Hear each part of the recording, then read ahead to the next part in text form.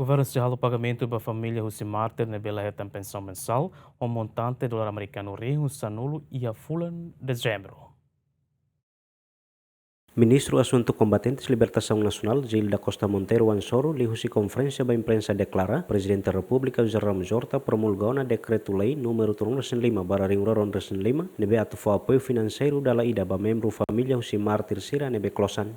Tuir plano, governo sehalo pagamento e fulan dezembro tinang ne, o montante dolar americano rihun sanolo, nune husuba membro família José Martir Sira atu completa documentos e a cada município. Ihane kolia katak, how declara, tuir compromisso honra katak, informação hotu nebe, a how declara ne, los, no how nunca halo, colaboração ho inimigo. Tamba, se how ne maung ka how ne alin magmate ya funo, tuir lei dehan, se how durante ne colabora ho inimigo contra interesse ukunan, how lei direito ato requer dane, nega? Nebe, ato aproveita a oportunidade ne transmite ela público e documento ne ho letra e ne hotu ne aplica ba se sede.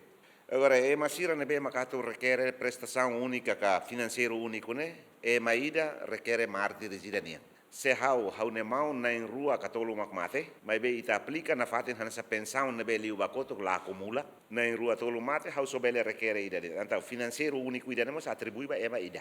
Laos be atu atribu la how nian como mate na em hat na em lima be financeiro único ne na em hat na em lima how foto to lai lan sene nega. Nini documento sira ne be ato completa liu ba mártires nini família ne maunca ne alin. Por exemplo, fotocópia cartão eleitoral que se requerente, ida beato requer, né? Bilhete de identidade, certidão RDTL e certidão batismo, que se requerente.